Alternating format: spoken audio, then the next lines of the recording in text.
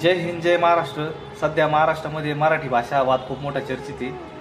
तर महाराष्ट्रामध्ये मराठी भाषा बोलली पाहिजे का? मी तर सांगेन बोलली पाहिजे। का बोलली पाहिजे? अभिमानानं बोलली पाहिजे। तर त्याचं कारण सांगतो।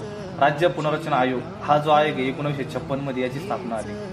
हा जो ऍक्ट आहे यानुसार देशामध्ये राज्याची विभागणी भाषेच्या आधारावरती झाली। कशाच्या भाषेच्या? आंध्र प्रदेशची निर्मिती तेलुगू भाषेसाठी, मराठी महाराष्ट्रासाठी, गुजरात गुजरातीसाठी।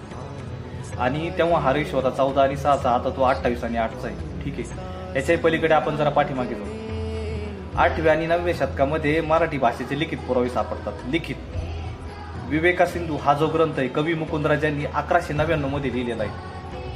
मराठी भाषा ही 2400 वर्षापूर्वीची भाषा आहे। हिंदी भाषा फक्त 1200 वर्षापूर्वीची। मग तुम्ही विचार करा, मराठी भाषा ही किती जुनी भाषा आहे, तिला विरोध का? आपण त्याच्या पलीकडे जाऊ। मराठी भाषे महाराष्ट्राला संतांची भूमी म्हणून ओळखलं जातं, संतांची। आणि सगळ्यात महत्त्वाचं छत्रपती शिवाजी महाराज यांचं नाव जरी घेतलं ना अंगावर काटा आला, डोळ्यात पाणी आलं। यांचा जन्म झालाय महाराष्ट्रामध्ये आणि त्यांनी मराठी साम्राज्य निर्माण केलंय। त्यांची मातृभाषा ही मराठी होती, मग का मराठी भाषेला का विरोध एवढा? परप्रांतीयांना ऑलवेज वेलकम, तुम्ही या महाराष्ट्रामध्ये राहा, काही हरकत नाही, पण मराठी भाषा शिका, बोला जरूर। मराठी भाषेचं सन्मान करा। जे मराठी कल्चर आहे, जी महाराष्ट्राची संस्कृती, तिला जपा, तिची काळजी घ्या, तिचा आदर करा, प्रेम करा।